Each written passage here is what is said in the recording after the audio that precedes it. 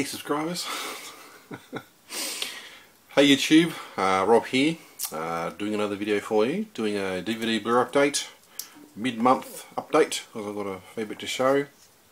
Yeah, I bought a huge amount this month. I've only got perhaps got 8 here to show you today. Sort of 8 that I have sort of seen before, so that's sort of why I'm showing them. Okay, so the first two are actually sort of upgrades. Actually I already do own them on Blu-ray, but I bought a Digi-book and then a Criterion edition, just some movies that I've already got. First one's actually Fight Club. I just got the Digi-book of that. Great movie, fantastic movie, David Fincher film. Yeah, just great movie. I'm sure a lot of people agree with me with it. Yeah, I just got the Digi-book just for purely collecting purposes. So that's that. This one's a Criterion movie. I'm pretty sure I showed this one in my last update. Great sort of movie. Black Narcissus, or however you say it. I do talk that's one in my last video, so I perhaps re-go over that again. But definitely, just really good sort of really old school movie, which I really enjoy. And I just sort of found this real cheap on eBay, so I might just grab it. It comes with the CD, obviously, or the Blu-ray, and it's got a book in there as well. So I'll just sort of grab that. Cool movie. Okay. This movie is actually a movie that I haven't sort of seen since it came out, which I think was 1997. Film that I don't think a lot of people don't really seem to talk about, even though it's a very popular director. Talking about Jackie Brown, Quentin Tarantino's Jackie Brown. I haven't sort of seen this movie since '97. I think some of my friends came around one night and we were having a bit of a party, or having a few. I think I was in high school. I don't think we were actually drinking. But yeah, just on VHS, I think it was. A friend brought it around. We sort of watched it, and I couldn't sort of remember much about it because it's been such a long time since I've seen it. But I did sort of watch it the other day, and it's actually a really good movie. Definitely a very sort of Tarantino type movie. If it had been sort of done by another director, it would have probably been probably an hour shorter, and wouldn't just have all that sort of Tarantino sort of stamp on it. All the great music and the sort of intense sort of dialogue scenes and all that sort of things that sort of Tarantino puts in, all sort of twists and little stamps of his own type thing. Essentially it's about Pam Grier's character. She's obviously Jackie Brown, and she's sort of an airline hostess, and she sort of I think she smuggles in like money, I think, for the Samuel L. Jackson character. But of course she sort of gets caught by the AF, what do they call it? ATF, whoever they are. Sort of the police, I don't know what you call it, police guys, whatever. And they sort of want her to sort of, sort of set up Samuel L. Jackson. So that's essentially what the movie's about. But yeah, definitely, just some great sort of characters in it. Got some great actors in it too. Pam Grier, Samuel L. Jackson, Robert De Niro, which I think he actually plays a really totally different sort of character than what he normally plays. He's normally like a sort of see him in a lot of sort of gangster type movies, don't you? Whereas in this movie he's a really sort of quiet, sort of shy guy type thing, and I just sort of found his character really good, and I don't know, a lot different to the way you normally see Robert De Niro. It's also got Michael Keaton, Bridget Fonda, Robert Foster. Just a really good movie. I think it's like Pam Grier. I think she was like probably 42 or something, somewhere around there. She's still very sexy though in this movie. Has a lot of sort of sex appeal. Same with Bridget Fonda. She was in a bikini most of the movie, so she was really good to see on screen too. But yeah, I don't know. It's a very sort of long film. It could have probably been half an hour shorter, or even an hour shorter maybe. But you would sort of miss out on all that sort of Tarantino type style to it. But you haven't sort of seen this movie, definitely give it a watch. definitely, I think in some ways a very sort of underrated movie. I think a lot of people don't seem to talk about this one as much. Next movie is actually sort of a horror movie, which has sort of have had a lot of people sort of recommend this, and I sort of for like $8 on Blu-ray, real cheap, just in one of our local stores, and I thought pick it up and give it a watch. Talking about John Carpenter's 1980 The Fog, which I've never sort of seen before, but I gave it a watch the other day, and actually I really did enjoy this one. This is actually a really good movie, I thought.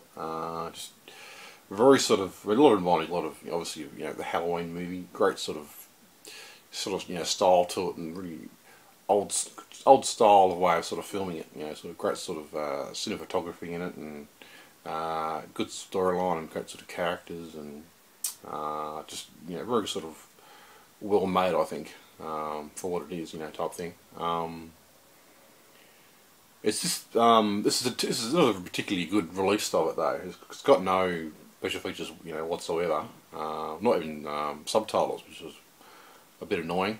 So I sort of finished the film and thought, this is a really good film, but just really pity about the the packaging and the special features of it. Then I sort of heard the other day, obviously there's going to be a Screen Factory release of this, like a special edition. So I'm really, really looking forward to perhaps picking that up. I have no, I really wouldn't mind. I have no sort of problems, rebuying it again, because I really, really did actually quite enjoy this one. I just sort of found it rather. I mean, I don't sort of watch a lot of sort of horror movies these days, but this actually did sort of find this rather, a bit spooky, a bit scary. I thought about sort of this, the fog coming in. But I'm sure a lot of people perhaps already know about this one. I don't know, but yeah, definitely a great movie. I thought, just really sort of, a bit eerie, and just very well made, I think, for really for a low budget film. Yeah, great film. Okay, next one's a big blockbuster of last year, big sort of comic book movie which a lot of people seem to rave on about. I did sort of watch it in the cinema and did actually quite enjoy it. Got the Avengers. I did sort of rewatch this one the other day. Definitely, a really good movie, I think. I mean, I had sort of said before, I wasn't too keen on Captain America and Thor. I thought they were decent movies, but they didn't sort of necessarily blow me away. Well, this one I sort of went to the cinema and actually really had a really good experience, I think. Sort of watching it in the cinema. I think it's I mean, it's a great movie, and people would say, oh, it's probably only a great movie because it's got all these great sort of characters in it. The Hulk and Thor and Captain America and Iron Man, type things. The actual film itself is actually very well made. I think it's a very sort of different to your normal sort of comic book movie. If you sort of a Joss Whedon movie, I suppose. It's got just really good sort of dialogue in it, and just has some more sort of character development, I think, more than you normally have, I think, in some of these sort of comic book movies. But just decent storyline, really good characters, great dialogue, very sort of funny too, and some great sort of one-liners and stuff in it. A very sort of fun sort of flick, I think. Yeah, great movie. The next film was actually sort of a science fiction remake of a very sort of popular film.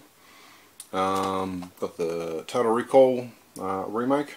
Now I did actually do a review of this one on my channel a little while ago, so perhaps, I don't know, hear my thoughts on it. You can perhaps sort of watch that, I guess. But I mean, it's definitely a film that I didn't think it was, a lot of people just absolutely trashed it and said it was crap, and but I didn't think it was, too bad, a lot better than some people sort of made it out to be. I mean, I just thought it has a really sort of great sort of, special effects to it, and great scenery, and has a lot of, sort of Blade Runner-esque to it, I thought.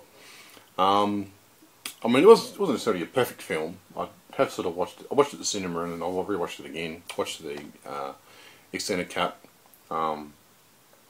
I think I did sort of find, when I watched it at the cinema, it was a bit too long, I thought. I didn't sort of necessarily notice it the second time I watched it as much. And I just sort of found just some of the characters I just didn't really like them that much. I mean, Colin Farrell, he was alright, I suppose, in it, and I just felt that Kate Beckinsale, I think she was just too overused. I think compared to Jessica Biel, she was hardly used in the film, and I think they should have, just had a bit of a divide of their screen time, perhaps instead of giving Kate Beckinsale all the screen time type thing.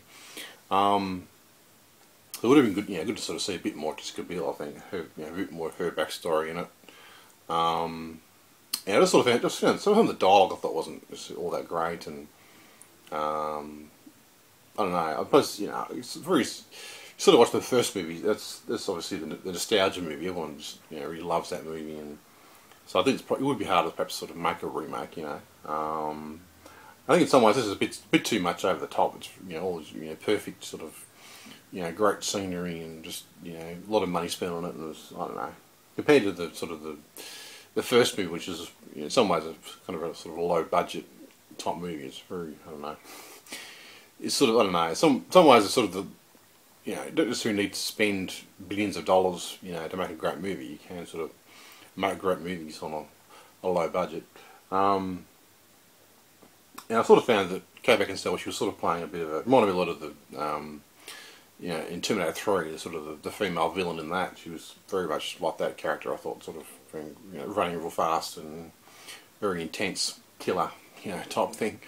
But yeah, it's a good movie. I thought. I mean, not perfect, and a few things I didn't like about it necessarily, but overall I think it's sort of a fun, very obviously big action blockbuster movie. So it is a sort of a fun movie to watch.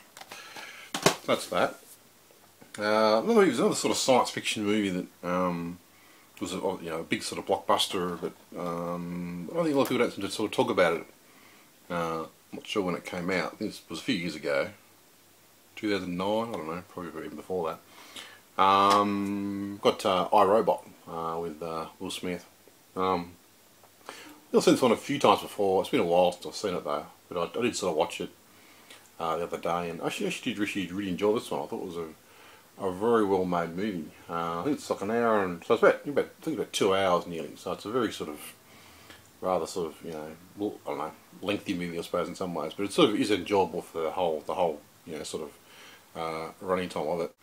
It has a sort of interesting sort of storyline to it. I mean, it's a storyline that I have sort of seen before in sort of other sort of movies and stuff like that. And sort of got the basically sort of set in the future, and you've got sort of all these sort of robots have been created to sort of do all the sort of the meaningless jobs, all the sort of cooking and cleaning and looking after the house, or driving taxis, or type things, sort of just sort of help out humanity type thing. And then you sort of got Will Smith. He's a very sort of anti-robot. He doesn't sort of like them, and very sort of suspicious of them type thing. And essentially, what happens is sort of the creator of the creator of all these robots, he sort of suddenly commits suicide, and it's a bit sort of sus. I think Will Smith's a bit sus on.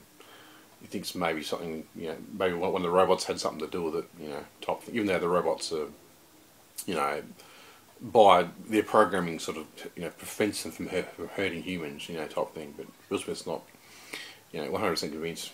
So that's, sort of essentially the movie, I suppose. But it's very sort of similar to storyline in there's the Animatrix movie. Because one of the shorts in that had very sort of similar sort of, these sort of robots, sort of created to do all these sort of things. And you also got, Bicentennial Man with Robin Williams, and also AI, artificial intelligence. That was a similar sort of storyline to it, and a few other, movies and books too have, very sort of similar type thing to it. But I mean, I do sort of like that sort of storyline. I think that I do find that quite interesting, and I do sort of like robots that sort of, that are sort of created to sort of, sort of help humanity, or